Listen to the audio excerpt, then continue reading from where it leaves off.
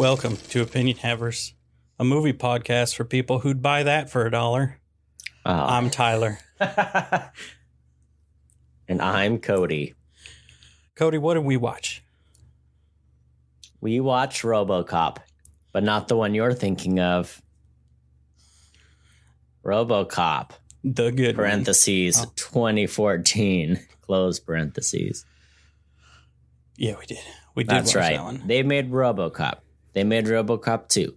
They made Robocop the TV series. They made Robocop 3. But what they hadn't did was a straight up reboot. And here we are. It happened. You forgot about it. We watched it. Now we're going to talk about it. Oh, yeah. Cody, you want to sum up the movie?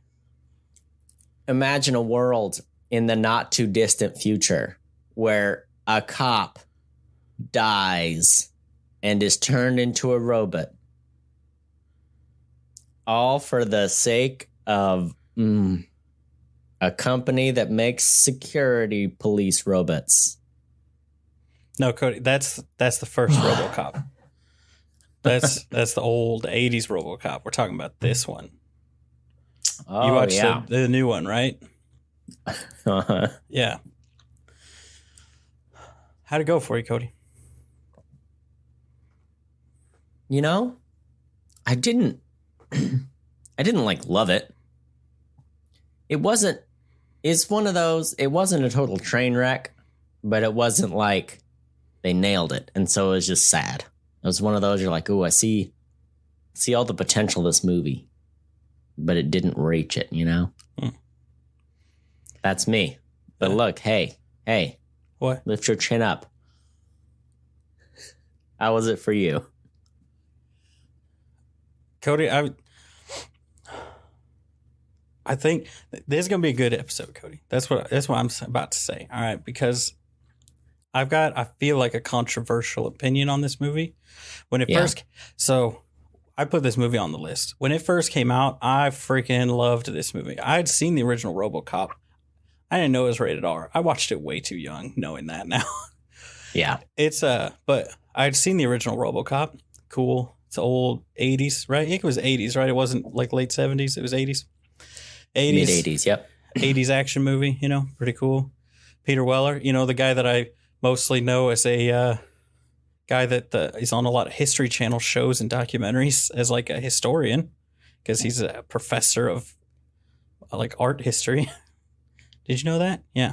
That's what I knew him as growing up, mostly. And then someone's like, oh, yeah, Imagine he's your Robocop. art history professor showing up in an action movie. Well, he did it. He did. We looked this up last time. He did it after I think he was Robocop and an actor. It was like he did Robocop and then he's like, you know what? I'm going to go get my PhD in art history and become a professor. And now here's the thing. They were like, all the History Channel people were like, oh, my gosh, you actually know this stuff and you're a professional actor. You host everything now. And so that's what it was in the 90s and the early 2000s. Wow. It was a good time. It was a better time. Now what do we get? Paul Rudd hosting documentaries about tiny animals on Apple TV Plus. Yes, that's what we get. And it's delightful. Anyway. Well, yeah, I love this movie when it came out. I was very worried that I was going to be like, oh no, I'm going to hate this. When I sat down to watch it, that like a flood of panic hit me. But you know what, Cody? It's all right. I didn't hate it. And that's good. Wow. What I do have is an opinion that will make you angry, but I'll wait. I'll wait until we get into the rants for that. All right. All right. Okay. So Cody, hop on my motorcycle. Hop on my Batman motorcycle that Batman ripped off, So it's the Robocop. Hop Iron Man motorcycle, Let's just buzz on down to Spoiler Town, Detroit, USA. All right. And let's do it. Okay. Now, Cody, do you want to go first? Ready. Do you want me to go first? It's a great question because you have piqued my curiosity. I have questions. I want to know what you're going to say, but I'm leaning towards maybe I can go first. And then I can sit here and stew and sip on my tea while you blow my mind with your take. Is that okay? I mean, that sounds great. You know what would be even better if I could get the clock. Okay, when I type in timer, it pops up with clock and then it disappears. Here's my question. At what point when I'm typing out timer does it switch from you want the clock to no, you want to Google search timer clock apps? I think I know what it is. Look, okay, I've been down this road because it happens to me once a week. I think Android phones only allow you to search 2 or 3 letters before they switch from you're searching what's on your phone to nope, we're on the internet now. And it drives me nuts because I'll type in like the name of an app that's like 5 letters. I'm like, well, this is exactly the app I want to have pulled up. And it'll pop up while I'm in the middle of the word, then it'll go away. Is that, I need, anyone here design Android phones? Because I need to have that confirmed. But this is on my computer. Driving me insane. This is on your computer? It's on my computer. Well, I don't know what to tell you. Okay, and this is what gets it. Now that the clock is pulled up, if I type in timer, best match, clock app. Anyway, are you ready? Nothing like watching a sci-fi movie with really advanced technology and then failing to pull up a timer on your PC at home, you know, just to remind us how far we are, you know, how far we still have to go. So far. But yeah, no, totally ready. I'm doing it. Tyler, I was not prepared for this movie to start. I was not, when you select a movie and it just like starts playing, you're like, oh, I thought I had to like press play one more time or something. It was going, I was trying to sit down still. And then I saw the MGM Lion and I heard someone making motorcycle sounds with their mouth. And I was like, oh, what is happening? I was like, what did I do wrong? Did I pick the wrong movie? But it's fine. We got here. All right. We're here. The movie's playing and I watched it. I thought it was interesting. Robocop, it's one of those movies that doesn't need a reboot, but they did it. They rebooted it, like so many great 80s films, we did it. We did the reboot. I thought it was kind of interesting. I don't remember everything about Robocop when we watched it. I just remember that I liked it. This one, it kind of felt a little bit reversed. Like I feel like in the original Robocop, they were like, no, we're trying to get people to let us put our machines on the streets. And this one, they were like, no, our machines are everywhere, all throughout the world. We just can't convince Americans to let us do it because there's some legislation against it, So I thought that was interesting that like, oh, we proved that it works. We just got to sell the Americans on it. So kind of I appreciate they kind of did a different take. But what I appreciated most about this movie, perhaps the highest praise I can give it, was that there was a man wearing a leather tie and I was all about it. And why don't we have more leather ties in the world? It was delightful. I loved it. I was really happy. I didn't remember who it was, if it was Samuel L. Jackson or if it was Gary Oldman. It was one of those people. Leather ties. What a move. What a power move. You can only tie a single Windsor with a leather tie. That's what no one thinks about, No way you're getting away with a double Windsor. I'm a double Windsor man. I don't know about you. I don't know what you do. Just give me a 1 or a 2. Hold up a 1 or a 2. You're double or single. Tyler has no idea. He doesn't know what it means. He's going with the 2. He's doing the double. He nailed it. He's got it. Robophobic, my new favorite term, Next time someone complains about their cell phone, call them robophobic. Just do it, all right? This needs to be the next thing that we're woke about, all right? Robophobia, it's a real thing. We got to fight against it. We got to fight the powers that be. We got to phobe the robes, okay? No more of this anti-phobing of robes. You got to phobe the robes. I was very confused when this movie started and Paul Bettany was not in it, okay? I don't know why. I was pretty sure when I saw the trailer to this movie, it was Paul Bettany, and we had just done a Paul Bettany movie. Did Priest for the podcast a little while ago, and I was like, this is another Paul Bettany one. Remember when he was doing all the movies? I even told Bailey Paul Bettany before this movie started, okay? It really threw me, okay? I'm still not over it. I'm still not convinced Paul Bettany wasn't in the movie. I'm going to need you to talk me through that. Am I crazy? Was he in the movie? Was he not? I need your help, okay? I don't think police officers hold their guns sideways, okay? Alex Murphy's out here. They're going through their thing. He holds his gun sideways at someone, and I just don't think that's a thing that would happen. Okay, it took me out of the movie when he was holding the gun sideways. Okay, that's all I gotta say. All right. Now we got the marketing team at Omnicorp, and they're trying to figure out how they're going to get people to let there be Robocops. They're like, all right, do we have any candidates? Can we turn anyone into a cyborg Robocop? Who, they're looking at all these police officers. And they're like, one guy is like, oh, he's like a Paralympian guy. He's in a wheelchair. He's ripped. And there's another guy who's just a man with a big pillow stuffed in his shirt, like he had blown up his legs or something. But it was just a man with like several pillows, like a giant big old, was it a joke? Just nod your head. Was it a joke or not? Because it looked so bad. It looked terrible. It looked like I had stuffed a pillow in it. Look, I need you to pull up the movie on Amazon right now.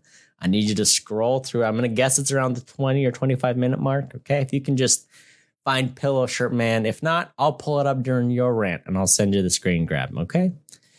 Ugh, I hate that I said screen grab. I like screenshot is the word. I feel like I just got older. I feel about 15 years older. Oh, is this what the future's like for me? I'm not.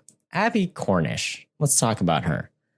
I know her as the wife in every movie. Every movie she's in, she's the distraught wife that has to deal with the trauma. And you know what? It's not fair to her. I want to know what else she can do. She has been typecast so aggressively, and I don't think it's fair. Yep. Oh, it's my time. You be quiet now. You be quiet, sir. It's time. All right. All right, how dare you? The guy with the pillow in his shirt was supposed to be someone who had let himself go after all of his limbs were blown off, Cody. So he was supposed to be fat. How dare you, okay? Then they find another guy. Let's talk about the other guy that they're like, oh, he's perfect. He's the one. He's the perfect candidate. Pick him. Move forward. Do it. Not until the doctor says he's insane. And then they say, who cares? And then he's like, I'm not going to do this on an insane guy. And then they're like, fine, we won't put a psychotic person in an indestructible super skeleton robo armor thing. Let's find a different guy. Okay. Cody, here's the thing. All right. I'm about to drop this bomb on you. This is a better version of the original Robocop. And that's what's wrong with it. Okay. This is the original Robocop without, let me remind you, a good at least third up to half of Robocop is board meetings. Board meetings, Cody. They are pitching project for a budget. That's what it is. Everybody talks about the Star Wars prequels being boring. You know what's exciting? Budget meetings. All right. That's what gets the kids going. We're going to blow up Alex Murphy. Hard cut. All right, CFO. This is why my project deserves this fiscal year's budget. Okay. Because this is the return on investment. I want to see some charts. I want to see some diagrams. All right. No, it was boring and I hated it. It was the worst part of that movie. What did this movie do? They're like, all right, it's not that. We're going to reference that there's a vote. You know how this is how they could have made it the same. Let me show me the Senate. Show me 2 hours of the Senate deliberating over the bill. All right. Show me a guy filibustering by reading War and Peace. Then it's the same movie. Then it's a true remake. All right. Without that, it doesn't have the same oomph. It doesn't have the same energy. Okay. I want to see a man's penis get shot off. Okay. If I don't get that and I don't get budget meetings, is this even Robocop, Cody? But be real. Let's be real. This is the same exact movie. The only difference is they blew up his car instead of comically shooting him to pieces with a bunch of 9mm handguns, which couldn't do that to begin with. All right. The original Robocop is bad. That's what makes it good. What they tried to do is that they were like, you know what we should do? Throw $100 million at Robocop. And I would want to smack the person who came up with that idea. Be like, you are an idiot. No, you can't do it. It's like, you know what we should do? Let's remake a classic movie where they made it for $2 million out of a garage, but let's make it for $1 billion. It's like that. You are going to lose everything that makes people like the movie. You're going to lose it all. It's all gone. It's all out the window. When you make a movie that is a cult classic because it's awful, let's remember how many times I'd buy that for $1 came up in the original Robocop. It's a terrible movie, but it was cheaply made by a bunch of scrappy dudes, and they got it done, Cody, and it became a worldwide phenomenon because it was good despite that it wasn't good. Okay, that was the thing. This movie should have been good. And the problem is they tried too hard to remake the original one. They should have just said, okay, let's take the core of Robocop, which is basically Iron Man, but he can't get out of the suit. Okay. And let's do it more modern, which is like the only thing they did was they were like, here's what we're going to do. We're going to have a news dude and we're going to have it be a bill instead of be a budget meeting. And I was like, you need to do different. You need to do either more like stunt and action. Like if they made it like now, right? I feel like you could remake RoboCop, right? You could. But I feel like now you'd have like the kind of guys that do the John Wick action, right? Anyway, point is, I think this movie is too faithful of a remake for it to be good with the amount of budget it has. I think that's the problem with it, all right? But how could you think this is Paul Bettany? How could you disrespect Joel like that? We're talking Joel Kinneman, Cody. Honestly, this is for real people. One of my favorite actors, all right? He's the best. Look at him. Look at this man, all right? Look at him and tell me he's not fantastic. Tell me he doesn't deserve everything. Tell me he should. You know what? We took down Armie Hammer. Take all that fame, all that fortune. Give it to Joel. All right. And then all the other people, give it to Joel. He's a sweet boy. We love him. Okay. He's a good boy. He's in the good movies. They make him tactical, Cody. That's the other thing they do. They're like, here's the original. This is the other bad thing they do. They're like, here's the original suit that you all love. You all want to see again. Boom, we're making it sleek and tactical and black. And it's like, you shouldn't have shown the first one. You just shouldn't have shown it. You just should have not had it. You should have just gone straight to the tactical one, right? Oh, Tyler, I'm going to have to cut you off right there. You make some, I'm not going to say good points, but you make some aggressive points, and I appreciate that about you. Let's stick on this. Let's stick on you saying the original RoboCop is a bad movie. It's terrible. First off, how dare you? Here's what's interesting about it. Couple things. Number one, the director, who is Brazilian, had a conversation with another Brazilian director and being like, man, I got no creative control over this movie. It's spiraling out of control, and I'm really upset about it. Those comments ended up getting to the press, and the studio got real mad at him, and then he issued statements later being like, no, I was super happy with how the movie turned out. So that's one thing. Number two, he pushed really hard for an R rating. He was like, hey, the original RoboCop was R. Yeah. I want this one to be R as well. But he kept pushing the budget up. The budget got pushed way over what it was supposed to be. And the studio was like, well, if we make it PG-13, bigger audience, maybe we can recoup more money. So they made him, they like had chaperones on set to be like, no, you better be making this a PG-13 movie. So it ended up being PG-13. Mm-hmm. So a couple interesting pieces of trivia for you to learn about. Okay. Finally. Oh, go ahead. Well, I just have one more that's on that very same topic. All right. Okay. You talked about this being a very faithful adaptation of the original. I wouldn't agree with that, at least the finished product.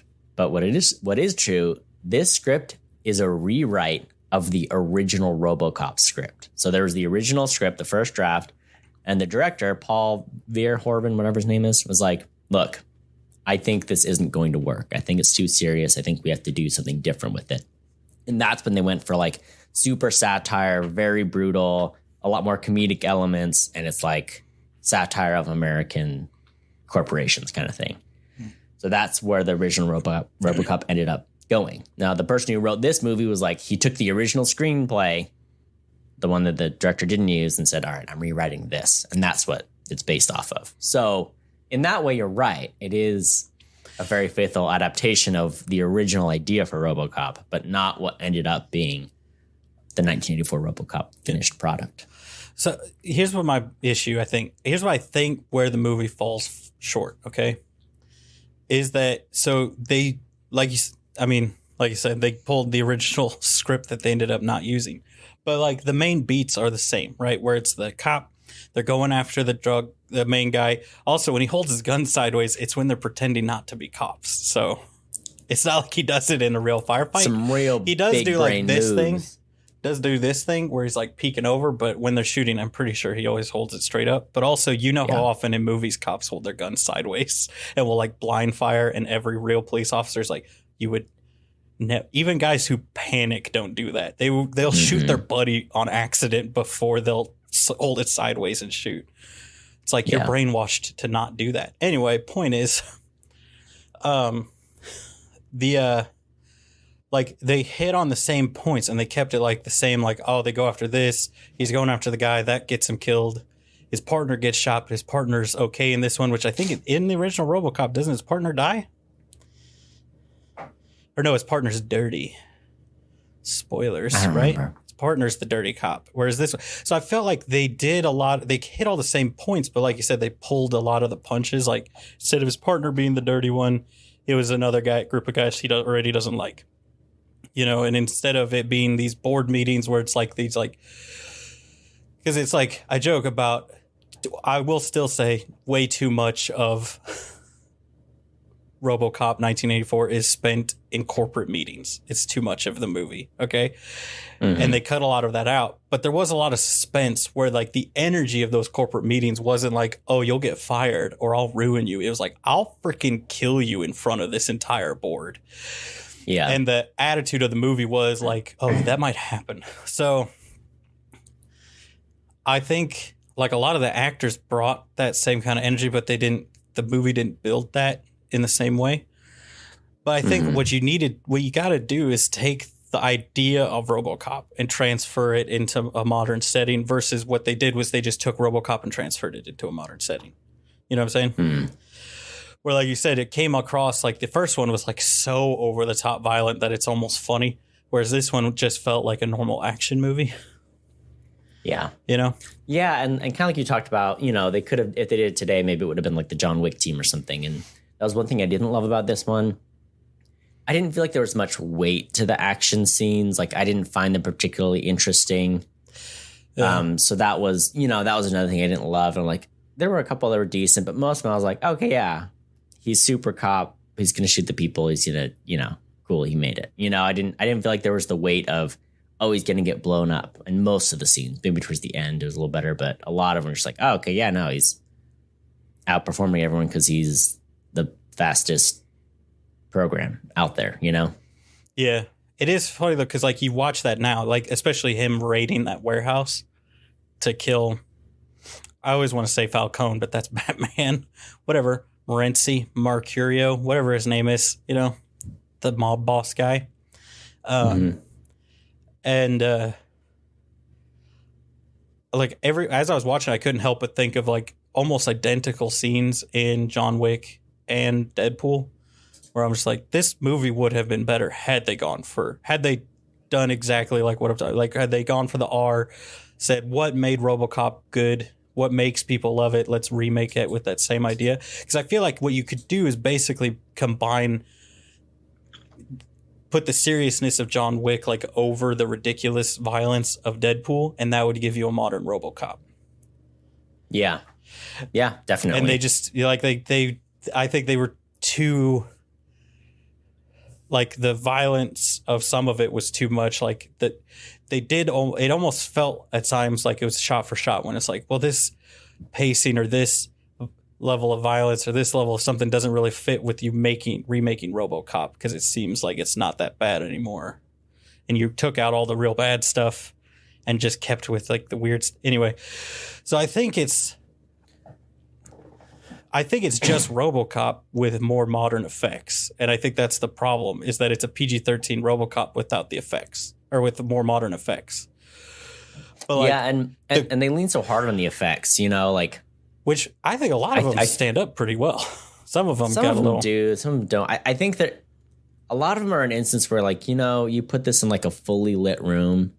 If you had put this in a dim room, these would have looked fantastic. And instead, they look like, oh, this was pretty good for the time. When you look at it 10 years later, for me, it doesn't hold up. But that was, it's like you're really working against yourself when you put this in, like, a lab with a bunch of like blaring lights all over it, and I can see all the details. I almost wish they'd just gone for like the dimmer, darker approach, or like, okay, let's make it easy on ourselves and let's obscure this a little more. You make something more dark and then it fools your brain a little bit better versus no, it's all brightly lit. look at everything they got going on. You know, I feel like that wasn't really working for them in some of those scenes, like especially when they, you know, some of the scenes where it's like, oh, it's him when they're putting the suit on and off and doing the testing and that kind of stuff. Yeah. The effect that really for me was the one that was like, oh man, this one didn't age well, was specifically when he climbs on top of the ED-209. I was like, this doesn't look good. This is a tiny CG guy on top of a big CG thing. And you could tell like none of it was practical. Yeah. And the part which is the opposite of Robocop. Yeah. The original one, because the original one was like, it was all, no, it's like these painted effects. And then we used, they used claymation for a lot of it. And, you know, they did all kinds of other stuff for it. Yeah. Which I think had they gone, because he moves way too fast when he's climbing on top of ED-209. And one of the things I thought as I was watching it was they should have either made him move very slow and put a lot of weight behind him like he was a mech. Because that's kind of what like the original Robocop was. Because they were like, he Yeah, because I think in the trivia when we were watching that one, like they originally wanted him to move real fast. And then they're like, he's like, I can't turn. Like, if I had to save my life and turn in like 2 seconds, I can't turn very fast. So they're like, okay, we have to make you feel like you weigh 10,000 pounds. I like how they kept the same like noise when he's walking, but I felt like there was very disjointed in that now they can have like a rubber costume that he can move a lot easier in. I thought the costume looked all right. I just think it didn't look very good. It looked like the undershell of the Robocop armor, you know, like he should have had the extra plates on it. Which I wonder if that's all they did was when he had the full Robocop armor, if they just stuck those on top of his black suit. Because he looks a lot bigger when he's in the Robocop looking one. Yeah. But he like when he's just walking around, he's doing like the slow steps and then he just starts running and doing flips and rolls. And I'm like, you're not really being very consistent.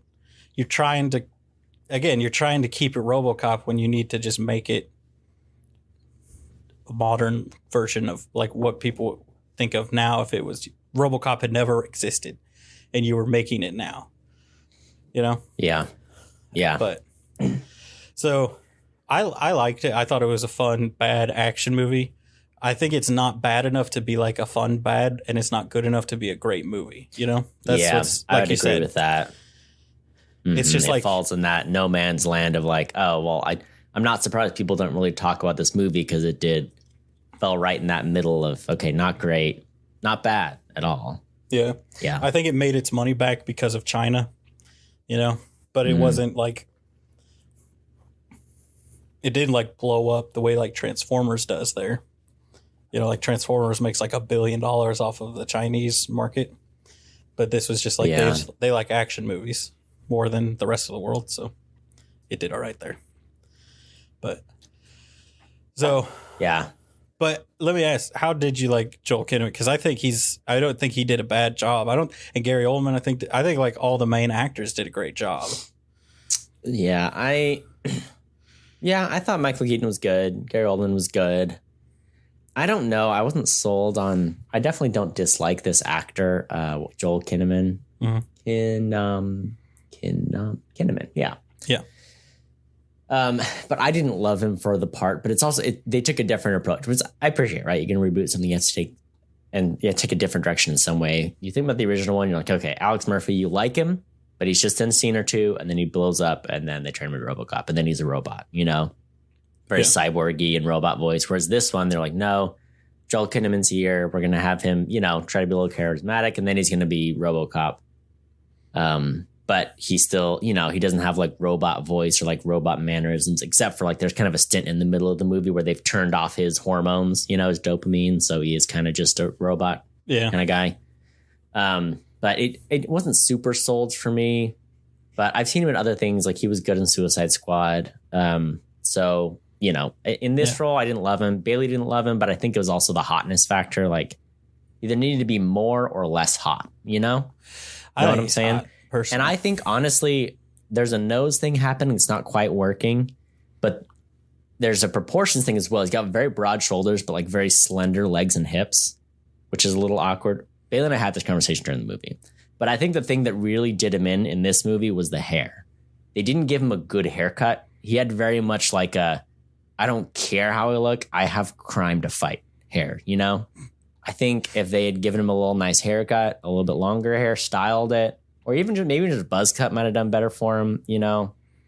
He fell in that awkward stage of hair that wasn't doing him any favors. Yeah, I get what you're saying. He's what I would describe as a cop haircut. Yeah. Like you said, just a very generic white guy. Short, but not short enough. Like you went into great clips in the front. You went into great clips. You said, I have 10 minutes. It's like, I've got 10 minutes. Cut it. I got to go. You know? One of those. So, yeah, but I don't know. And like in the beginning, they try to, they show his like relationship with the family a little bit. And, he loves his wife and all that. And he's got a good relationship with his son, which I appreciate, which I think is kind of opposite of regular Robocop, right? Because we don't really know much about his family, right? We just see him being a good cop for a little bit. Then he blows up. And then we have like the flashbacks later in the movie where you're like, oh, he visits his home and it's like, oh, this is where my family was. And he like, has that crisis moment, right? Is that right? Yeah.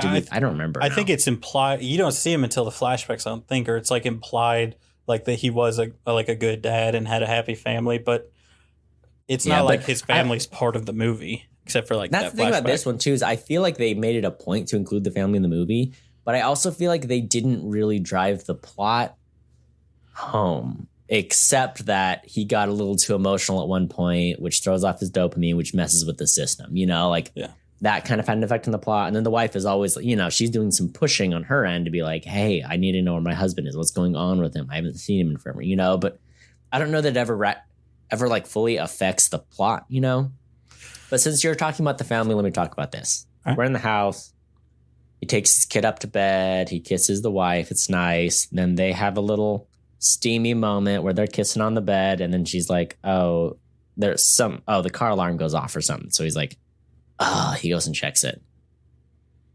Can you imagine like dying with blue balls? Can you imagine that? Can you imagine where it's like, okay, we're in the middle of an intimate moment. I got to go check something and then you die. Terrible. You know what I'm saying? It's a pretty, as far as like on-screen deaths go, that's a pretty bad one. Yeah, I'd agree. It's not a phrase I use often, but I feel like, today was the day. Yeah. And then so he blows up. They come, they get him, whatever. I was not prepared for him to be lungs and a head.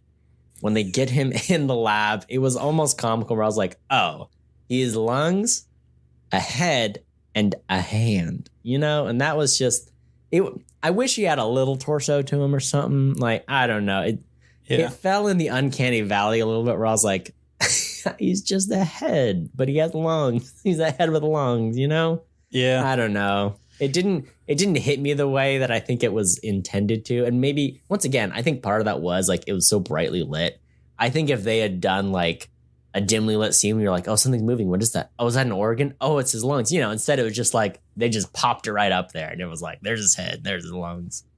You look closely, there's his hand too. I was like, but his hand, he didn't have an arm. It was a hand. I was like, wait, they're just keeping the hand alive? I don't know. They really went for it, so he can have the gentle touch that they need, Yeah, I did see him shaking hands. I was like, well, that's nice. He has a hand still to shake hands with. Yeah. His hand shaking hand. Exactly. Honestly, like, I feel like with the tone of the movie, like, because the tone very much is supposed to be like, this is the first, the original movie is very much a budget question of whether or not they can do this and whether or not this is the way to go versus the 209, because that's like the big back and forth is that one guy wants to make the ED-209 and he wants to make Robocop, the guy that makes Robocop.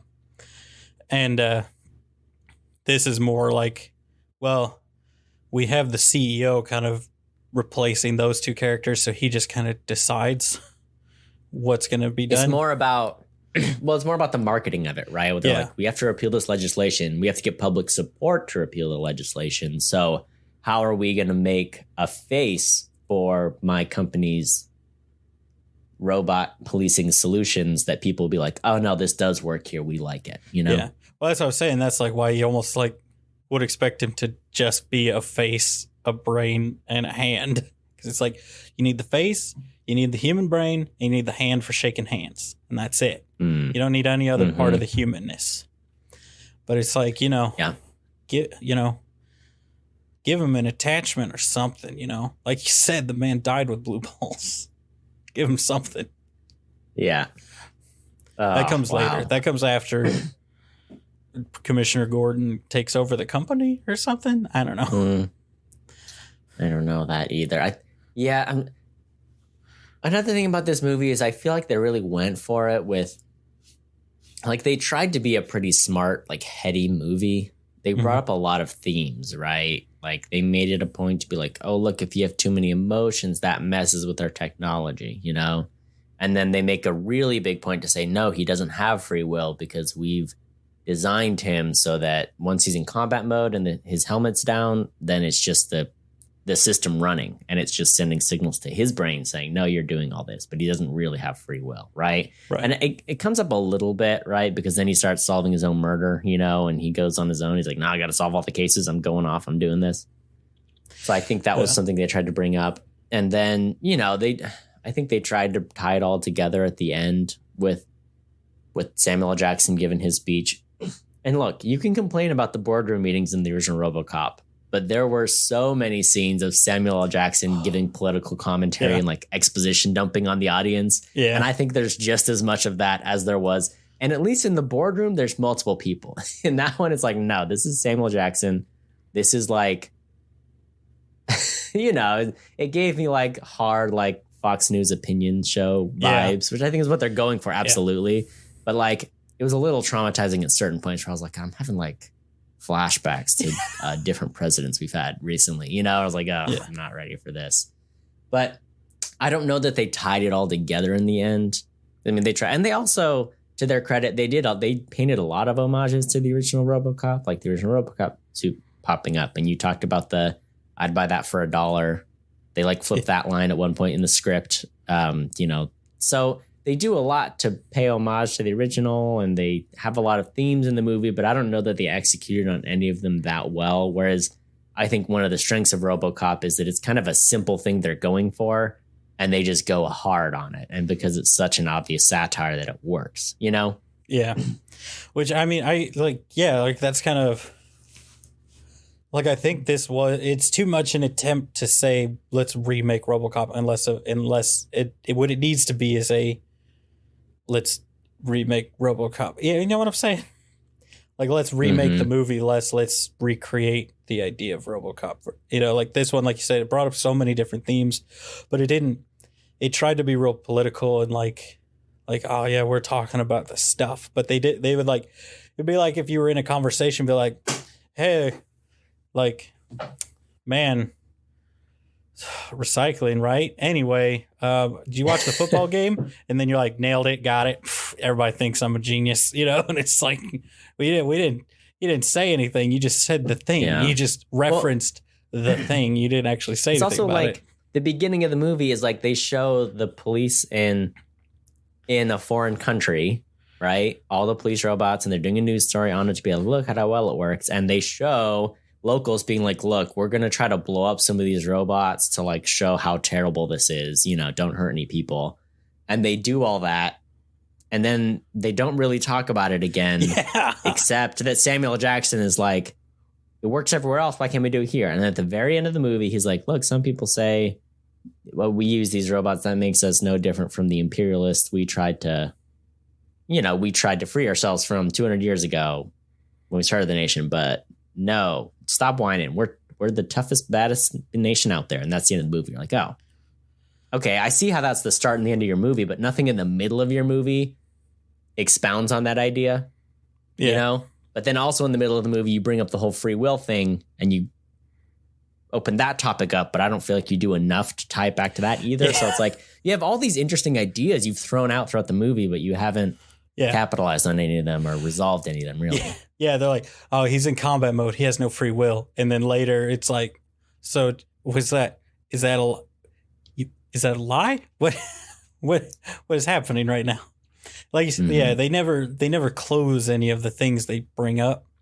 And I think one thing that would have made this better is to have one character that was really meant to be, and I almost feel like in their minds somebody would have been like, oh well, it's the Doctor.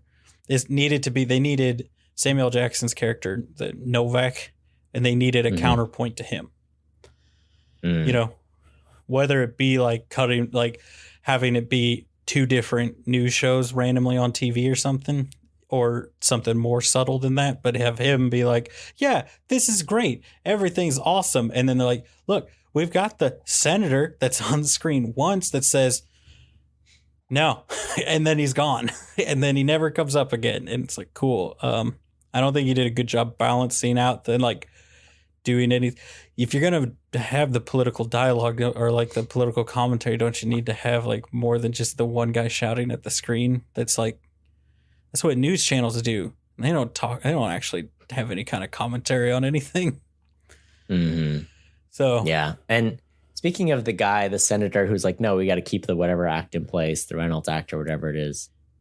I'm not buying the bow tie. No one in Washington no senator is out here wearing a bow tie. It isn't a thing. And I think it's a trope among like liberal think tank people where it's like, look, I write for whatever, publication and I'm a professor at Georgetown, they wear bow ties, not the senator. So this guy shows up. Look, we talked about the leather tie, power move, the bow tie, cuck move, right? We can agree that you're wearing the bow tie. You're in the Senate. I don't believe you're a real senator. You know what I'm saying? He also they cast a guy that I was 1,000% like, oh, so he's the villain, right? As the good guy senator that's like trying to protect everybody. But yeah, I mean, like, I feel like you had two paths to remake this movie. Either you go real hard into the like, you can make it like I don't know what the right word would be, but like an analogy, I guess, for the militarization of the police force versus like these people are basically military in the other countries. You can call them police, but they're like soldiers patrolling the streets.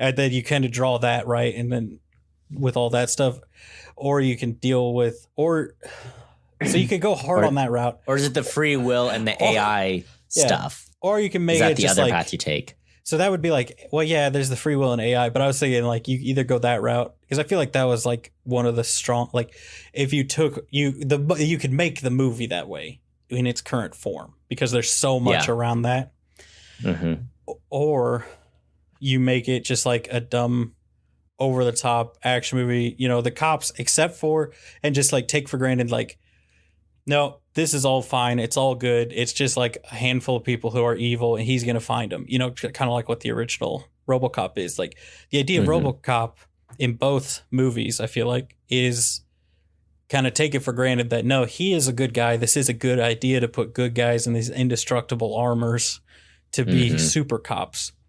The problem is not them. The problem is these like 6 evil people that are kind of messing with the idea. So once they're gone, it's fine and we can move forward. So I feel like those are like your two routes. And one leads to basically the same movie, but more focused, which I feel like would make it better. And then the other one leads to more of a true reboot of Robocop where they're like, nah, it's just going to like, you're going to be, there's many times like, the fact that at no point watching this movie do you go, oh my gosh, what? That means it's not Robocop, right? It's just an action movie about cops. Yeah, and there isn't even an interesting turn where it's like, oh, you're the bad guy, or, I don't know. And I don't know. Yeah, like at any point did you think that what's the actor's name? The CEO guy, for some reason, I've spaced on it. Michael Keaton wasn't the bad guy. I get there were so many minor characters that were like, that role could have just not been there. Like, there's the part where he's busting the bad cops and he's like, oh, I figured it out. I use my police software. It's this lady. She's at the top pulling the strings. And that's just kind of there. Yeah.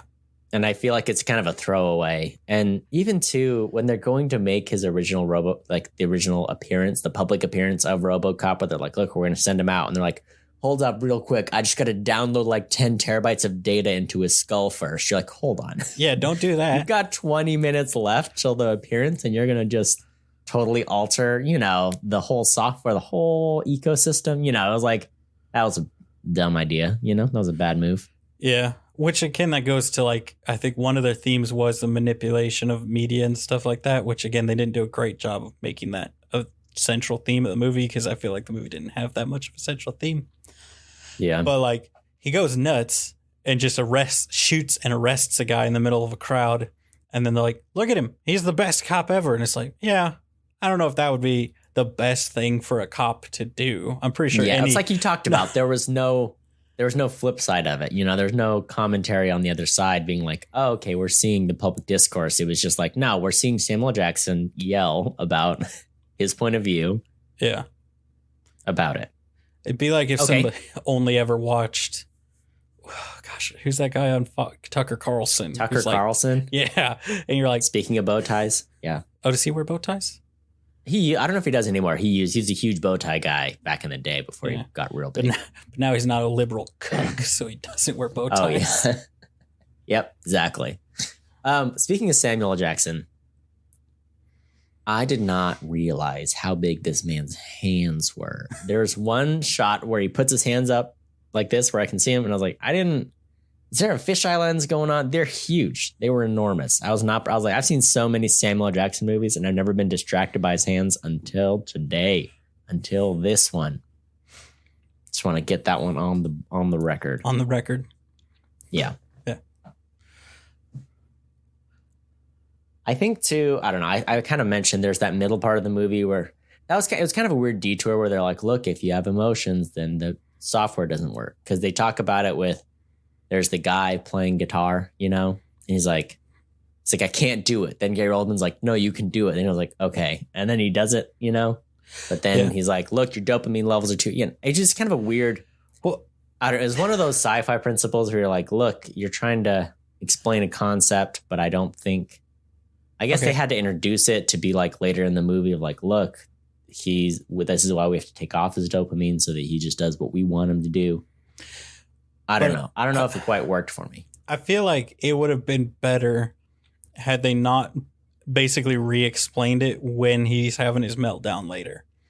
Like, he's emotional. It's messing with the software. And it's like, dude, you already like introduced this by having the guy. Because they introduced. You could also just like show him freaking out and be like, we got to power him down. Like, Yeah. I don't even know if it needed the tee up. I liked the concept that they were exploring there, right? Because the concept was he's playing a guitar. It's like, you can do it. It's in your brain, not in your hands. Like the robot hand will do exactly what your brain tells it to do.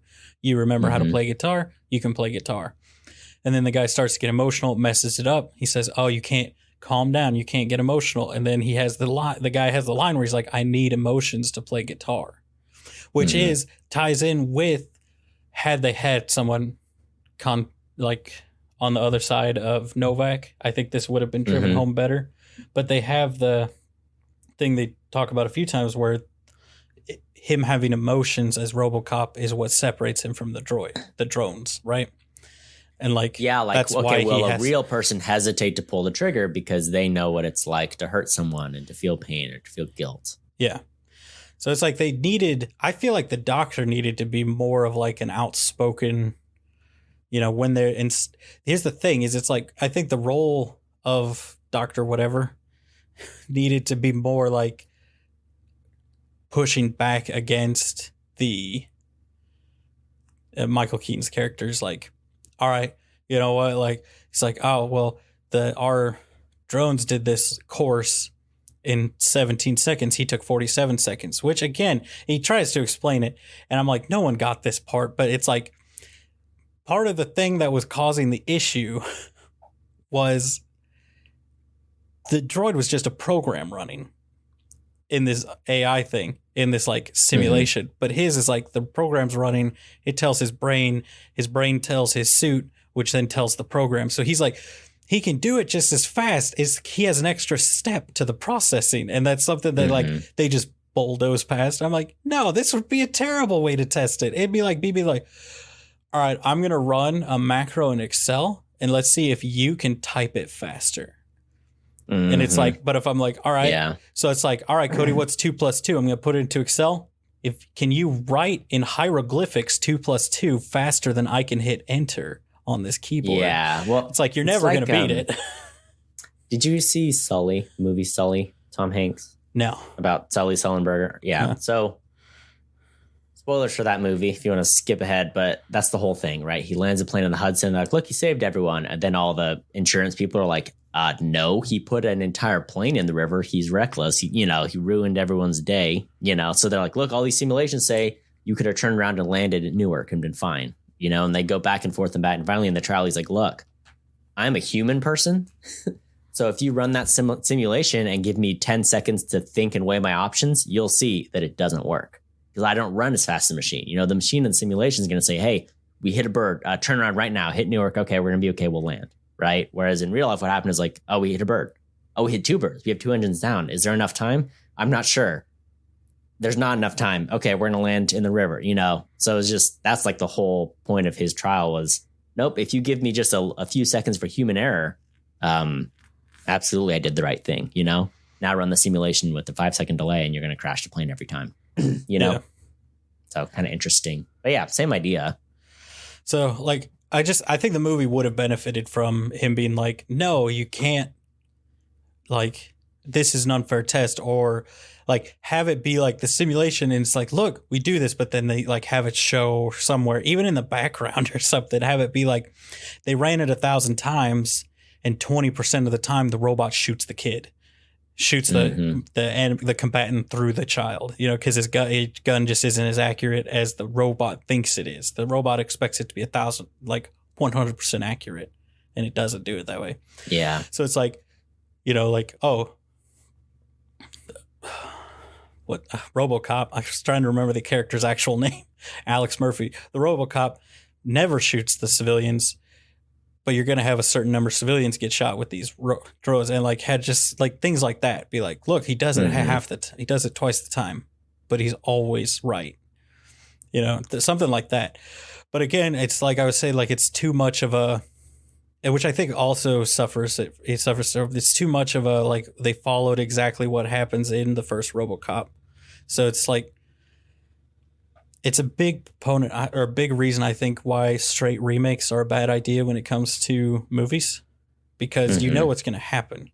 So there's no real suspense. Like you knew the CEO was going to be a bad guy because he's the bad guy in the first movie or in the original movie. Like you knew this was going to happen. Like you knew he was going to solve his own murder because he solves it in the original movie. Like, you knew he was going to get his like emotions turned off and turned into just a robot at some point because that's what happens in the original movie. Yeah, and it is one of those, you kind of mentioned some of the points, but they do a lot of over-explaining in this movie as well that I feel like didn't happen in the original RoboCop as much, but it's like, he's solving his own murder, and like, what's happening? Like, he's solving his own murder. You're like, okay, but I didn't necessarily need you to tell me that, I'd almost rather watch him piece it together, and that's so much what Samuel L. Jackson does is he breaks down, all right, the last 20 minutes, here's what happened, and now Samuel L. Jackson's going to spend 2 minutes explaining it, you know? So, yeah, I mean, it just needed to be a lot more. They needed to pick a theme and stick with it, I feel like. Yeah, and there's so many characters they could have trimmed down or expand, been like, okay, these are the main characters. They're, driving the plot. I think there's just a good bit of fluff in the movie. Yeah. And once again, I think the action could have been more interesting. It's just watching a robot do so much CG action just isn't as exciting. Yeah, definitely. It needed more practical base under the CG stuff. Like I thought, I don't know how you feel about it, the like night vision part where it like switched between their night vision and his thermal vision and him like going through the warehouse. I was like, this is cool. But that also kind of came across as, well, they did this all practically and just like put an effect over the, like this is just like a cool action sequence that they put an effect over. But like them switching between these guys having their like black and white and him having his like red and yellow vision and them fighting each other and just seeing him pop up in their night vision was cool. Like that was a cool scene. But that was the coolest part of the action, I think. Like, yeah, his face off with the ED-209s felt much less than because the original one, it was like, oh, F, like it's him, RoboCop versus one ED-209, where it's like, oh, this is a superior machine. Like it's gonna win if I try to go face to face. Whereas this one, they're like, no, he can win against 3 of them. And he takes out like 3 of them, and then there's another one. And then his cop friends come and save him. And I'm like, first off, like, it's also the way they save him is kind of interesting because he's like, hey, don't take any weapons in. They won't hurt you. Right. So he steps in between him. So I like that idea. Yeah. But it also just seemed like they threw it in there where it didn't need to be, or that needed to be kind of a piece of the whole movie, you know, instead of being like, oh, that's an interesting idea. But it didn't improve the scene for me, to your point, right? If it was just like, hey, look, he's smart enough to take out 3 of these things because he did it, you know, the right way. I don't know. Yeah. Because just fluff to me, I guess. Yeah, they definitely, they brought it up in the beginning, but then I feel like they got away from it, like where the drones work. The drones are like, the robots are good at their job. It's the application of them that's very militarized and very like, you know, come out of your house and we're going to scan you, kind of like, instead of being an actual like police force where they only respond to crimes, they're very much like, this is an inspection kind of a thing. But like they even have that moment where you think like, oh shoot, is this droid about to murder this kid because the kid like reaches out to the thing, but it's like, no, they're fine. They're not going to kill anything unless it has a weapon. And then they open the door to what counts as a weapon, and then that's never brought up again. Because I mean, you would think like, does someone get shot because he has a knife? Yeah, is that like the one kid? The kid at the beginning. Like, well, if I'm a giant robot that can take up to 50 caliber rounds, and there's a miner with a knife, is my programming just going to blow him up? And that's something about the original RoboCop is what would happen is that person would blow up and die a grisly death, you know, and it would be like the shock factor. But this is a PG-13 movie, so it's like he got shot by the robot in a puff of smoke. You're like, oh. Yeah, they like zoomed out and showed it from the perspective of the camera crew, seeing him get shot and stuff, and it's like, okay, yeah, it doesn't quite have the same weight, which is like, you know, to the director's credit, he really advocated for an R rating but didn't get it in the end. Yeah, because then in that case you could like, even then at that scene where it's like all the police are like lined up to try to stop him, one, they do have guns, then it cuts away from him like having his hands up, he turns back, and all his buddies just standing there with rifles. I'm like, the thing's programmed to mow you all down. But like what I would have been, I think, had they gone for the R rating too, because I feel like it's difficult in a PG-13 movie to get past the rating boards if you like kill a uniformed cop. Like someone in a police uniform dies, not even a gruesome way, but just gets shot. And it's like, okay, I feel like that's something that they'd be like, maybe not for the children, you know?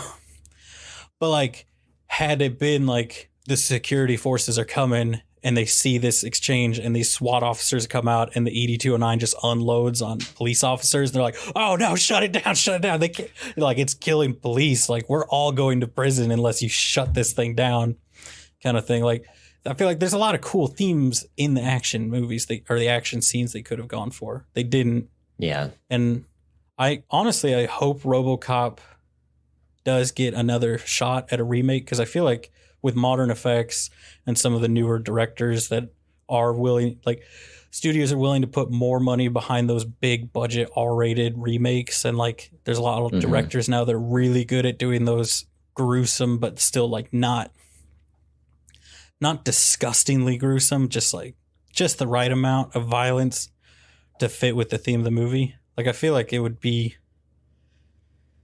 a RoboCop remake works better now than it did 10 years ago. Yeah, I mean, a movie that has the same vibe, that has some of the same actors, would be like The Suicide Squad, the James Gunn one. That is like a similar level of gruesome as the original RoboCop. They go like full comedic effect. Yeah. But you know what I'm saying? Where like you could have done that in this movie. You could also do it in a more serious way. If you wanted to do a more serious take on RoboCop, like a more sombering effect, you could absolutely do that. You'd probably have to make it R. Yeah. But they didn't go for the comedy. They also didn't quite nail the somber tone either, and they weren't able to go gruesome at all. So it doesn't do them any favors in terms of like nailing home their point. But also, I don't know if they know what point they were trying to make, you know. There was one single point. I know I keep saying it, but it does go back to my thoughts that it's too much a remake. in that it wasn't like somebody coming to the studio saying like, I want to redo RoboCop. Like, I feel like I can do it and make a new version of it that is just as good as the original, and it's cool, and it sits alongside it. It seemed Is there very a way much to fit it into like modern, like, hey, what was the point of RoboCop? It was about like corporate greed and stuff, which is interesting considering the 80s, which was like a huge time for like corporations were surging and capitalism was doing great, and people were all out to get stuff. And it's like, I don't know if they fully found a way to be like, okay, what's that issue, but for 2014, and how do we, how are we going to tackle it in this movie? I don't know that they really found that. Yeah. I think they had a few they could have picked from, but they never picked one and made it the point we were trying to make with the movie, Yeah. Whether it was like the militarization of the police or like the foreign policy thing, or if it was the AI thing, or if it was corrupt police work thing, it wasn't, they didn't pick any of those, but they had all of it in there somewhere. Yeah, which I wonder if part of it is like a lot of those weren't popular targets for scrutiny at the time. Whereas now, like, you could really dive deep into the police force, the corruption and militarization of the police force and corruption of corporations and their greed. And it would be popular just on like those two groups, like the bad cops and the corporation losing. Like, that alone would make the movie popular, but like, you're right. Back then, like, it wasn't like those were terribly popular targets for making a movie about. But it's like, like you said, like, it doesn't feel like someone had a vision for the remake. It felt like they just remade it to remake. There was a couple. And that kind of goes back to the trivia, though. Like, the director complained about not being able to execute a vision. Right? Yeah. He's like, I mean, it was remade for someone was like, hey, we're coming up on, you said it was 80, 84? 84. So 84, 87. It might have been 87. 87. So it's it like 25 years or so, somewhere in that range. It's like someone saying, like, we're coming up on just a generation away. I'm sure when it was first pitched, it was like, hey, we're coming up on like the 30-year or the 20 or 30-year anniversary of this movie, Right in like, that sweet spot where it becomes nostalgic again, right? Yeah. That like 25 years where it's like, hey, those people are adults now and they have money and they have kids, or it's like, this guy loves RoboCop. He has a teenage son. He's probably take his teenage son to see RoboCop. Yeah. But it just didn't land, like, and I feel like this time period, like the 2014 kind of era had, I'm trying to think of some, but I remember when we were first talking about watching the movie, there were a couple that I could think of and I can't remember them now, but it felt like there was several movies in that time frame that were like 80s movies that were being remade, and they were just remade to be remade. Like, they didn't. Well, yeah. They weren't great. There's so many 80s franchises that have been rebooted, like Alien, Predator, RoboCop, and what's the other one? I don't know. There's just a few from the 80s that were like, these things have been, it's like, like Predators, I think, came out the same time as this movie, roughly, maybe a year or two different. And that's an classic 80s franchise, Interstellar. I'm looking at like all the movies that were coming out that year. John Wick came out the same year. That's what's brilliant about Interstellar, though, because Interstellar realistically is just like a reboot of 2001: A Space Odyssey. You know what I'm saying? Like, you're right. It is. It's so heavily influenced by that, but it's a Christopher Nolan version of it. Okay. But that's the way to do it. Where you're like, hey, this is the classic source material. We're going to take a lot from it, but also I can do my own thing with it. This movie, RoboCop, came out the same year as movies like John Wick, Kingsman, American Sniper, Fury. That's crazy to Edge think of about. Tomorrow, like Captain America, Wow. Winter Soldier, like great action movies. And so I can, with I now sci-fi really ones see, too. Yeah, X-Men: Days of Future Past. I know Maze Runner's real popular. It came out the same year. And it's like this thing, it really just stood no chance. It was like a dystopian movie time too, right? Because you had like a Hunger Games had probably just run its course or was in the middle of its run. Yeah. That was Maze Runner is a good example, like the dystopian, teen action thing, adventure thing. Teenage Mutant Ninja Turtles came out the same year. Oh, of course. Yeah. That's another one that I would kind of put in that. It's interesting to nostalgia. compare it to some of those movies, especially when you consider like the tone of some of those, like Captain America, Winter Soldier, you said was one, and Edge of Tomorrow, and a Kingsman, especially, where it's got that like over the top feel to it. Yeah. That's interesting that it came out at the same time as those, but it went very different, much milder direction. So I think the movie, like some of the ones, because this is just from 2014, so I haven't looked at any of the other years, but like Teenage Mutant Ninja Turtles and Godzilla are two that come to mind where they were like, they seemed like they were made to bank on nostalgia because it was the right time for an age group that were liked those franchises. Yeah, just the churning through of franchises where you're like, we know franchises make money and we got the license to make this. So 21 Jump Street had come out and 22 Jump Street came out this year. Amazing Spider-Man was coming out. So it's like, like there was a lot of reboots, remakes. X-Men Days of Future Past is part of a reboot of a franchise. Retooling of, So it's like, it seems like it was part of that churning, like, production machine of all the reboots. And some of them got latched onto by like good people that really cared. And this one just didn't get linked up with someone who really latched onto it. Now we're in a much more golden era of that because there's just the last 2 or 3 years, there's been or maybe even 5, there have been so many production companies trying to break into like original content like Netflix and Hulu and Amazon. And they're pouring Apple are pouring all this money into like really good creators being like, hey, here's a bunch of money, run with your idea. We need like really good quality content. And we're getting quite a bit of good stuff out of that. I guess probably more so TV versus movies though, right? Because it's been the streaming thing the last few years. But, you also could have done this movie if you didn't go over budget. You could have saved a few bucks on some things and made it like, you look at what like the Russo brothers have done on Netflix for like, I don't know. I guess maybe I don't know the budget of some of those, like The Gray Man and Extraction. I don't know what the budget of those are, but I'm just thinking of some of those movies that are like pretty well done. And even like Prey on Hulu, great Predator prequel, like very well done, lives up, I would say, to the first movie in terms of like quality. I don't know. So I just wonder if they had done it now, it would have been one of those, like an HBO or a Warner Brothers thing where it's like, hey, we're doing a streaming release for it, or, we want to make it, put it in theaters, and then it's exclusively on our platform. But just a very different time now than it was 8 years ago. Yeah. Here's the thing. I'm clicking through the years. I'm going backwards to try to, get closer to when this movie was probably first started. And I'm seeing a lot of properties that were rebooted that did great.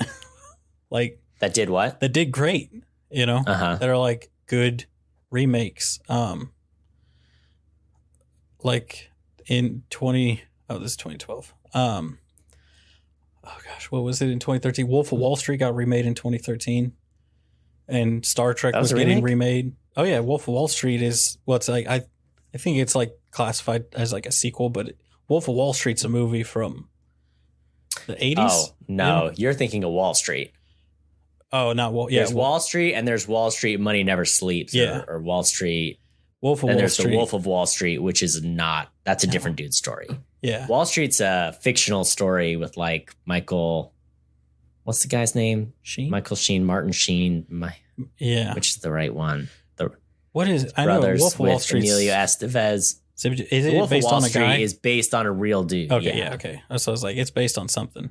But it's based on a real dude's life. Is it set in modern times, or I thought it was set back in like it wasn't that long. I wasn't 80s, I don't know. 90s. It was set during like .com, I think, bubble, wasn't it? I'm not certain. Haven't seen it. I haven't seen it either. I just thought it was set during the bubble. But I know that the the Wolf of Wall Street is still like in the stock market. Like, and you still see articles be like, oh, Jordan, what's his name? The Wolf of Wall Street says this about whatever bubble, So it wasn't that long ago. Well, that's a .com bubble would have been like early thousands. I know because the company I worked for almost died. Nice. Yes. Prometheus. There you go. That was the alien thing.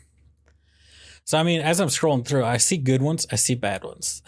You know what I'm saying? Like, there's also Battleship, which isn't really, you know. Yeah. RoboCop, it's such a different one to do. You know, when you look, even when you look at like Alien, you're like, of the 6 Alien movies that were made, there are 4 very good movies there, you know? And it's just like sci-fi space thriller, you know, that's a genre. Whereas like the original RoboCop is such a weird movie, you know, because it's a satire, but it's also an R-rated action movie, you know? And how many R-rated action movies are satires, you know, with comedy elements and also,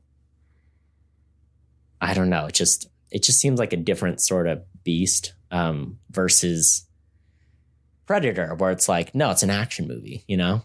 Yeah. It's an action movie. You're hunt or be hunted, you know. Arnold Schwarzenegger's in the original. It's just, I don't know. RoboCop's a different kind of beast, and none of the sequels of RoboCop ever lived up to what the first one did in terms of like, yeah. Well, I think it's like critical reception and like cult classicness. Yeah, that first one is. That's something about a cult classic movie too. Good. It's weird. They're different. They're not. It's not like Alien. Alien isn't a cult classic movie. That is a classic sci-fi thriller film, and the same. You know, it's a weird one. Yeah, it's like you said. It is looking at it like. I feel like when they remade it, they looked at it as though, oh, it's a good movie. When it's like, it's not good. It's a bad 80s movie. That's why people like it. People like bad 80s movies. I disagree that it's a bad 80s movie. I think you're wrong there. I think the director knew exactly what he was going for, because that's his style. You can go for you can know what you're going for. It doesn't make it mean it's going to be a great movie. You know what I'm saying? Yeah, but he executed on what he tried to do. He did it well. I mean, like, it's cheesy. I guess that's what I should say. It's not bad. It's a cheesy 80s movie, like you said, where like the gore is cranked up so high that it's comical. That he literally got shot apart. That's how he got killed. They shot him to death. Not in like they just shot him. They shot pieces of him off and then he did it to them later in the movie, or did it to another group of guys. And then they've seen something like the video on YouTube that you can find on YouTube where it's him and it just goes forever, where it's just him shooting off guys' penises for like 30 minutes. Like the first time you watch that, you're like, I don't remember this part of the movie, but maybe I just don't remember the movie. You don't think off the top of your head, this wasn't in there. You think, I guess I don't remember that movie very well. And that's how it, so looking back, like to the time when this would have been from the group of movies, this was probably pitched as it's at the same time as. There are a lot of movies that actually, I would say this is one of the better ones of the group. But then there's some that stick out, like the Planet of the Apes reboot started around 2011. So in my mind, it's like, that's the kind of movie that would have kicked off, like given the opening to this one, you know? All right, Tyler, can we take a quick pause and then we'll wrap up? All right. Be right back.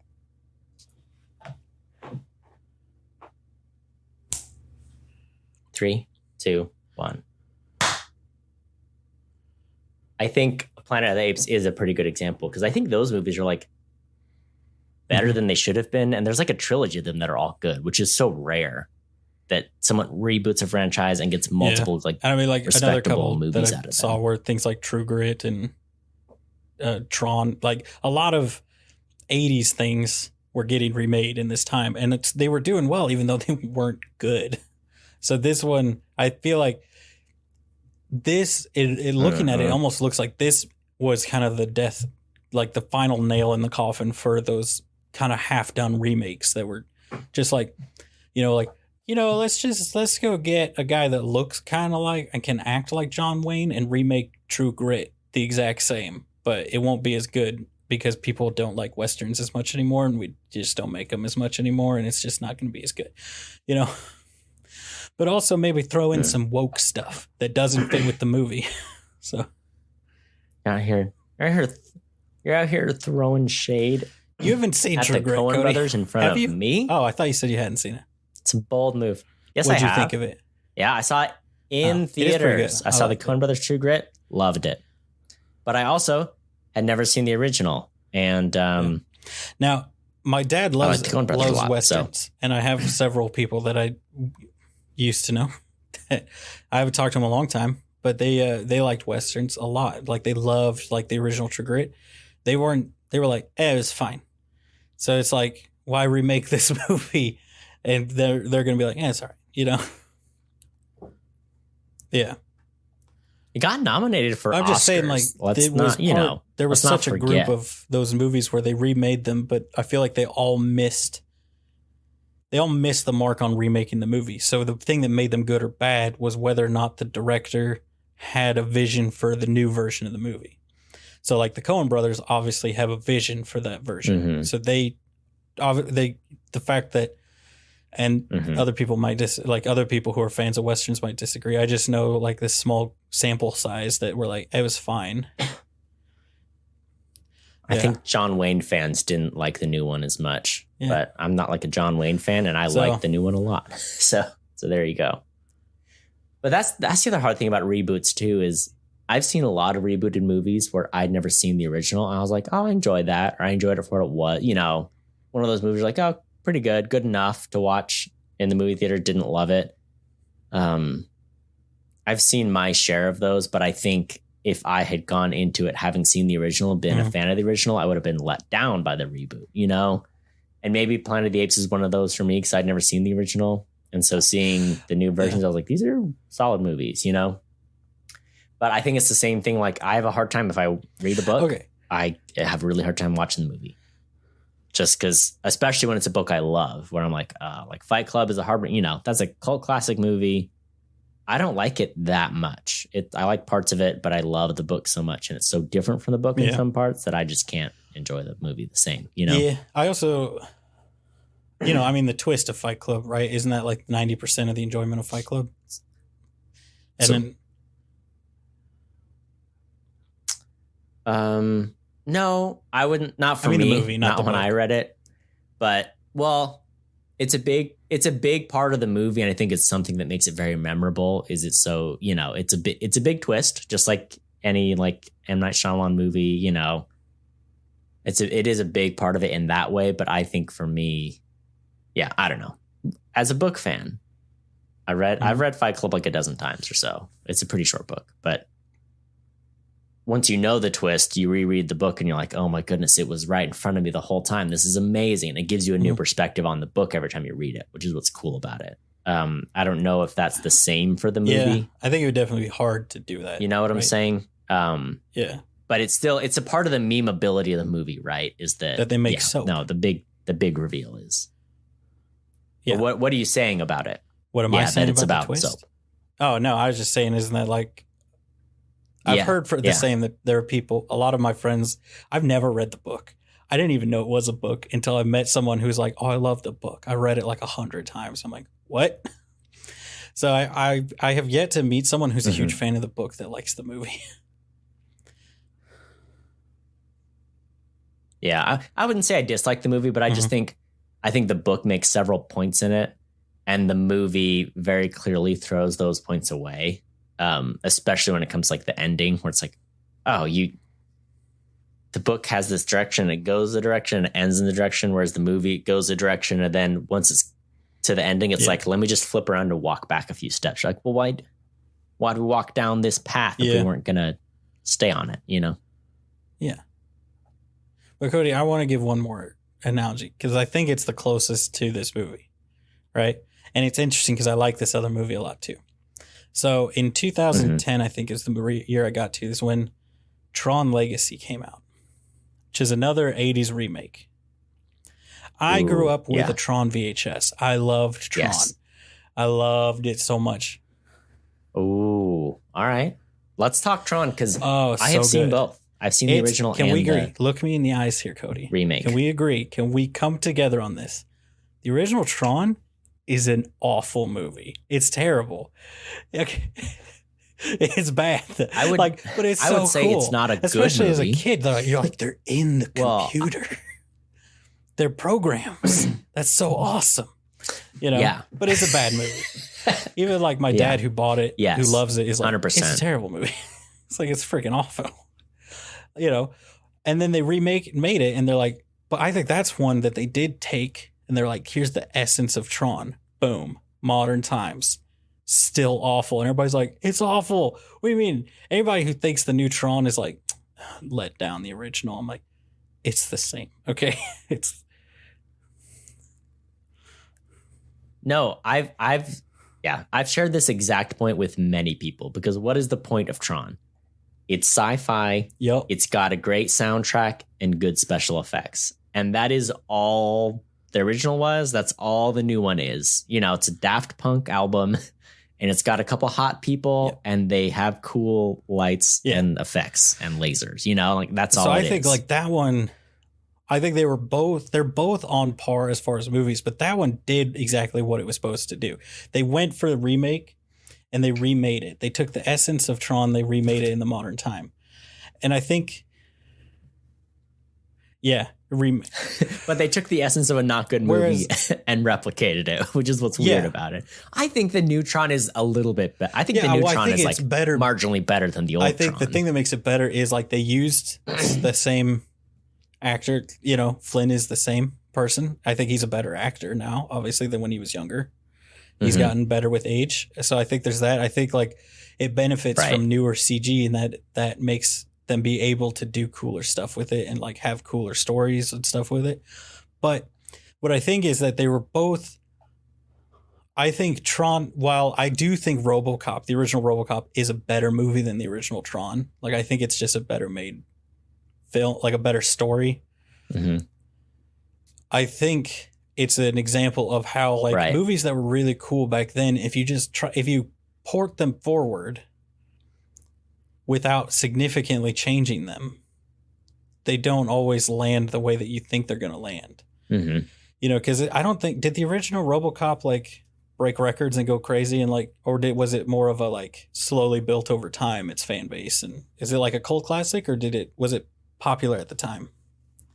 I can't remember.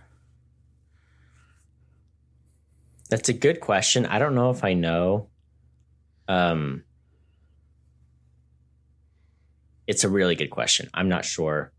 It was the original Robocop, financial success, earning $53 million. Views praised the film as a clever action film with deeper philosophical messages and satire, but were more conflicted over the extreme violence throughout. So did well at the box office, drew some critical acclaim, was also controversial. Yeah. Which is almost kind of good for a movie like that. So I think it was a success. So I just think like, I don't know. That kind of shows in my mind, like you can take it without changing it much, but it's like the thing that made the new Tron a good sequel, I would say, was that they did change it. They kept the essence, didn't change. They didn't change the essence. They changed the story. Whereas this, if they had made it like a remake, like, oh, hey, you remember all that stuff that happened? Let's try to redo that. Like that RoboCop that came out they tried to do in the 80s. Like that was a good idea. But maybe this will be like, oh, he led to the legislation that they're like, nope, none of these in the U.S. You know? Right.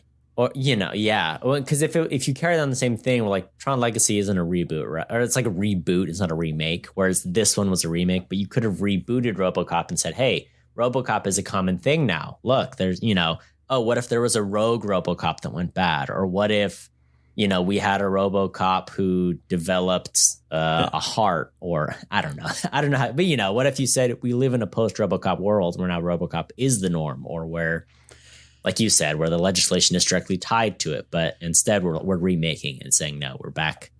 RoboCop doesn't exist. Like what I'm saying now is RoboCop like they come is in a new thing in the world. And you say like this bill, right? That's where it says like no drones and stuff on, or like you can't use robots for law enforcement. Like play with the idea that bill came out of the like fact that RoboCop had to kill the guy at the top because he was corrupt, you know, like where they're like, look, we can't trust these robots. And this is like a reformed version of that, the parent company or something of that original company trying to reintroduce it. And like, here's the new RoboCop. Because then you can have a lot of fun with the like calling it the new RoboCop, you know? So it's like, yeah. That's a difference too. Is like they don't really call him RoboCop in this one, whereas in the original, that's his name. They call him RoboCop or Robo, and that's what he goes by. Whereas this one, they're like, no, it's Alex Murphy. Here's what I'm looking up right now. Big difference. Even though they want him, even though like Michael Keaton wants to treat him just like a piece of property, they don't. They still like very much humanize him as Alex Murphy. Which I feel like in the original, that was during the time of like Demolition Man, right? Where it's like, oh yeah, in the future, corporations rule everything. Whereas now we're in the future, and we're like, I mean, you're not wrong, but it's not as outright. Taco Bell owns everything in the universe as it was, as you guys thought it was going to be. So here's what I'm thinking: you get Peter Weller, he's 75. You throw him in like 200 pounds of RoboCop armor and let's remake it. Let's do it. Let's have him be RoboCop. They have to fight to the death. He has to fight, you guessed it, Paul Bettany, who is the new RoboCop. Yeah. You know, it is funny though. I will say, yes, I do think 10% of the failure of the movie is due to Peter Weller has a voice to him. Like he's got a voice that you can hang a character on, you know, like Darth Vader, if they just had the tall Scottish guy voice him, would not be as intimidating, right? Whereas I love Joel Kinnaman, but he doesn't have the voice to hang the character on. He's got a great voice for like, I loved him in Altered Carbon, where he does play kind of a cop type character, and it's awesome. And like, that's a great show. I recommend it all the time. You know, Cody, I've tried to get you to watch it. You haven't watched it. You fought me on it. It's great. But he's very much a... Yep. I don't watch TV shows except this week where I watched 5 seasons of Better Call Saul in about 4 days. It's not a TV show. It's a streaming series. Anyway, so... speaking of Paul Bettany, you brought it back up, so I'm going to tell you what I learned about Paul Bettany while trying to figure out why he wasn't in this movie. Tina Turner. Paul Bettany, do you know who he's married to? No cheating. Great guess. Actually, terrible guess. But Jennifer Connelly. What? They've been married for 18 years. Paul Bettany's married to Jennifer Connelly. Deal with it. They're one of, I looked it up and they were like, yep, they fly under the radar. They're one of Hollywood's most enduring couples. They both were in A Beautiful Mind. That's where they met. They started dating after shooting ended. And now look at them go. 18 years strong. Ugh. Does that make you feel? Give you the warm fuzzies? Yeah. Love is real, people. All you haters out there. Okay. Is there anything else to... I do have one last point of debate to ask you about. This is the second movie we have reviewed with the song, what is it? Procol Harum? Or is it Focus? Hocus Pocus, Focus. What's the name of the song? Is it Focus by Hocus Pocus? Is that the name of the song? Hold on. Let me do my research here. Hocus Pocus, which is an album by Focus, the yodeling song. Let me just play it just to confirm. Focus. Pooling on my classic rock knowledge from high school. Yes. Okay. The song is Focus by the band Hocus Pocus. It is in this movie. This is the second movie we've watched that has a shootout scene set to the song Focus by Hocus Pocus, the yodeling one. You know what I'm talking about. Baby Driver uses the song for a shootout. Let me ask you the question. I mean, I'm just going to tell you, does it not work? Who did it better? It's a question. Who used the song better? I think I wouldn't say that this movie didn't use it well, but it was absolutely ruined by having seen Baby Driver and then seeing this after. I was like, oh, this is not nearly as good as when Baby Driver did it. I feel like Edgar Wright saw this movie and was like, no, hold my beer. I can do this better. Yeah. Sorry, he's British. Hold my ale. I think he still calls it beer. Hold my ale. Watch this. I think they still call it beer. Nope. It's an ale. Yeah. Stout. Hold my stout. Yeah. So, I didn't. I think I almost could have just had it be score, for being honest, because we also had so much exposition at that point where they're doing the whole thing, but like, no, he doesn't have free will. He's the robot program, and it's sending the signals to his brain, etc. So, just thought I'd call it out. not everyone. Look, it's one of those songs that I discovered in high school. I was like, this is the weirdest thing ever. This is wonderful. And so whenever it pops up in pop culture, we got to talk about it. We must discuss. Yeah, I mean, I think Baby Driver did it better. I will tell you what I have been doing is humming the Robocop theme to myself since I watched this movie. It's like, it's not by any means the best, but I feel like it's such a like, I don't know. Yeah, and it's like, it's something that they nailed in that, like, it's so easy to hum to yourself and like without messing up the tune. And it just, but it's so much more epic than should be associated with RoboCop, right? Absolutely. So, I think in conclusion, Cody, I feel like we agree that this is a movie that like, it just fell short. That's the thing. It's like it remade it and it did well enough to like be a remake, but not well. Like it didn't make its own identity and it didn't stay faithful enough to the original it's like it needed to do one or the other. Be a way more faithful adaptation, like remake or make its own thing. And they just didn't.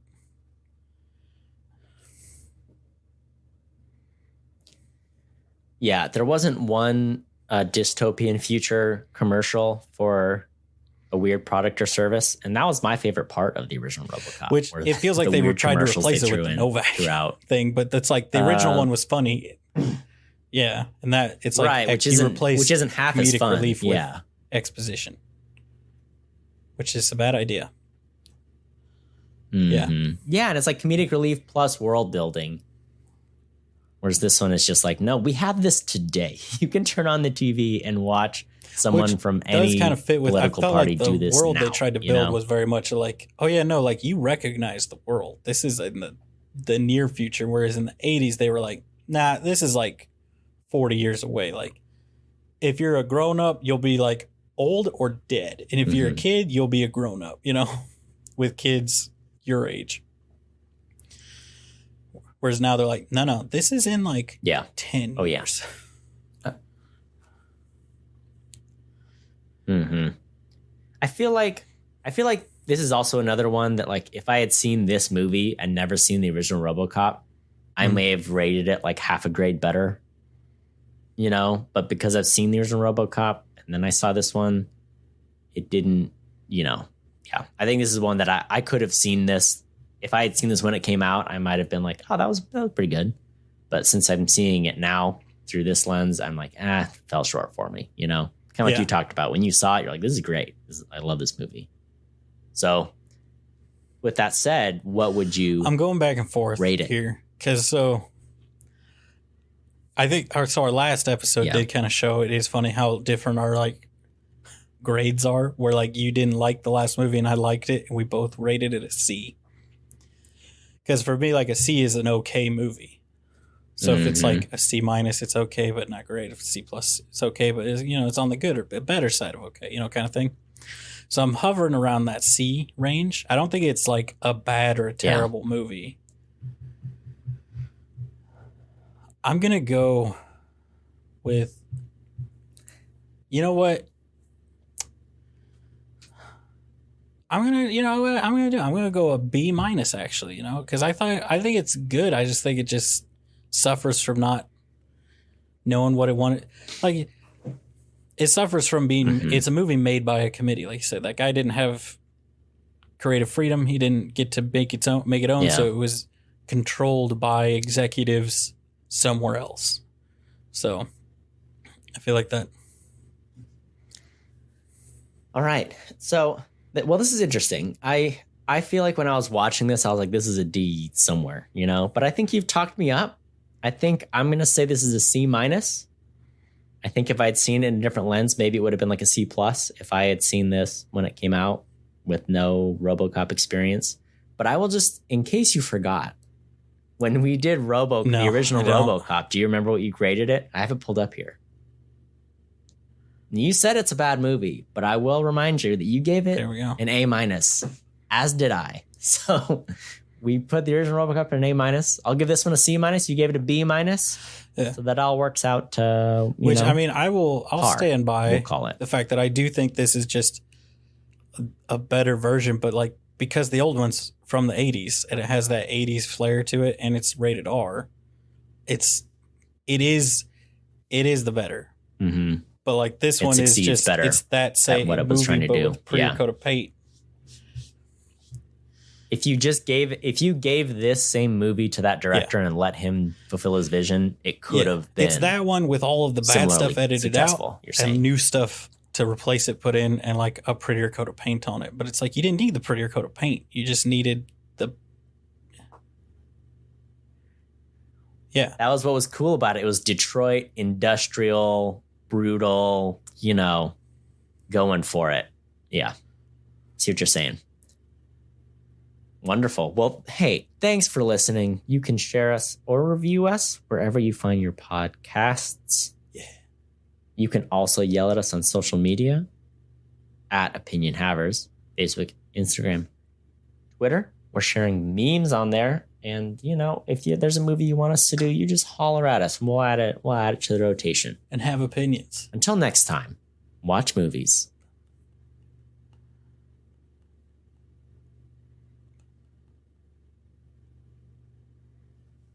Can you just Google for me Samuel L. Jackson hand size? Turn that safe search off and just, knock that one out. Also, I tried to screenshot the guy with the pillow for his body. And fun fact, Amazon blocks screenshots. So when you turn on screenshot software, it blocks out the screen. So. Oh, it just says no pillow man for you. It's so big, Cody. You know what they say about a man with big hands? It's got a big pillow. Oh.